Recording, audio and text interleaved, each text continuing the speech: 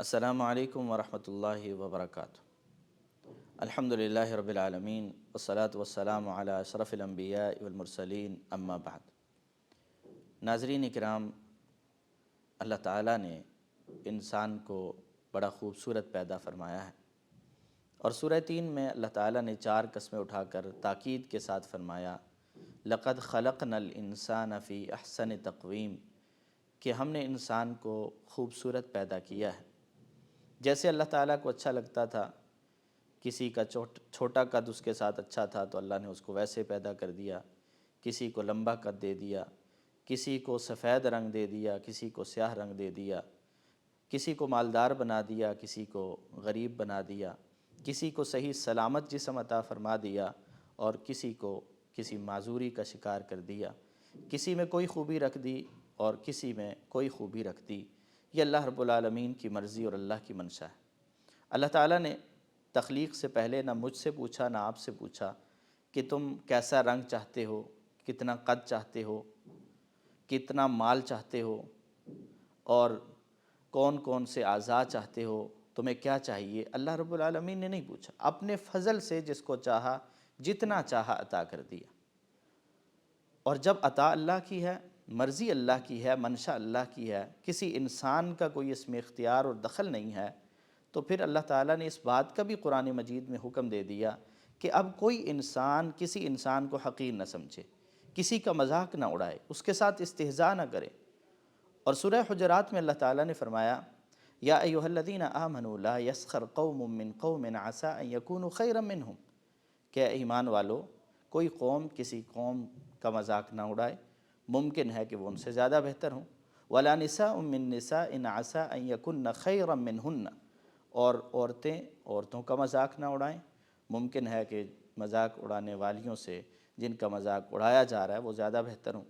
حالانکہ یہاں اہل ایمان میں جب یہ کہہ دیا کہ اے ایمان والو، تو مرد بھی شامل ہیں، خواتین بھی شامل ہیں، لیکن پھر بھی اللہ تعالیٰ نے یہاں پہ خواتین کو خاص طور پہ مخاطب کیا کہ کوئی کسی کا مذاق نہ اڑائے۔ سارے اللہ کے بندے ہیں، سارے آدم کی اولاد ہیں، سارے اللہ رب العالمین کی مرضی کے مطابق پیدا ہوئے ہیں۔ کسی کی غربت کا مذاق اڑانا، کسی کی معذوری کا مذاق اڑانا، کسی کی آواز یا کسی اور چیز کا مذاق اڑانا، یا کسی کی تخلیق کا مذاق اڑانا اور اس کے رنگ کا مذاق اڑانا یا اس کی نسل کا مذاق اڑانا، یہ اس کا مذاق نہیں اڑایا جا رہا، بلکہ اللہ رب العالمین کی تخلیق میں اور اللہ رب العالمین کی مخلوق میں عیب زنی کی جا رہی ہے، اور اس کی اجازت نہیں ہے۔ یہ کبیرہ گناہوں میں سے ہے کہ کوئی بندہ کسی انسان کا، کسی مسلمان کا مذاق اڑائے۔ اور پھر یہ ایام ایسے ہیں، یہ دن ایسے ہیں کہ اللہ رب العالمین کے اختیار میں ہیں۔ آج کوئی امیر ہے تو کل فقیر بنتے ہوئے اس کو ٹائم نہیں لگتا۔ اللہ رب العالمین قرآن مجید میں فرماتے ہیں تلک الایام نداولها بین الناس، کہ یہ دن ہیں ان کو ہم پھیرتے رہتے ہیں لوگوں میں۔ اور تاریخ اس چیز پہ بھی گواہی دیتی ہے کہ تاریخ نے بادشاہوں کو فقیر ہوتے ہوئے دیکھا ہے اور فقیروں کو بادشاہ بنتے ہوئے بھی دیکھا ہے۔ معذور لوگوں کو اللہ رب العالمین نے سلامتی بھی عطا کی ہے اور سلامت لوگوں کو معذوری کا شکار بھی کیا ہے، اور تاریخ اس بات پہ گواہ ہے۔ ایک لمحے کا کسی کو نہیں پتا کہ میں یہاں سے باہر نکلوں گا میرے ساتھ کیا ہوگا، تو کبھی بھی کسی معذور آدمی کو دیکھ کر، کسی فقیر آدمی کو دیکھ کر، کسی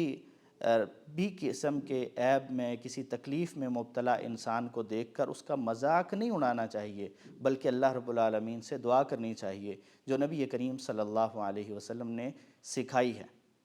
اور وہ دعا کیا ہے کہ اللہ کے رسول صلی اللہ علیہ وسلم کہتے ہیں کہ جب کسی مصیبت زدہ انسان کو دیکھتے ہو تو پھر اللہ رب العالمین کا شکر ادا کرتے ہوئے یہ کہا کرو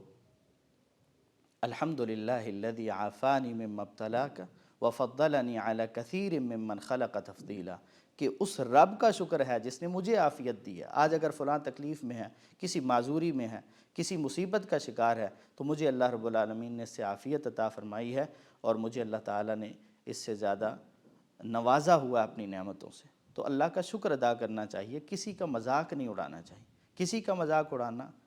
اس کے ساتھ استہزاء کرنا، اس کو حقیر سمجھنا اور اپنے آپ کو بڑا سمجھنا، ایک تو یہ تکبر ہے، اور پھر یہ تکبر جس انسان میں ہوتا ہے، اللہ رب العالمین نے اس کے بارے میں جو نبی کریم صلی اللہ علیہ وسلم کی زبان مبارک سے جو خبر دی ہے کہ متکبر انسان وہ جنت میں داخل نہیں ہوگا۔ تو اس لیے ہمیں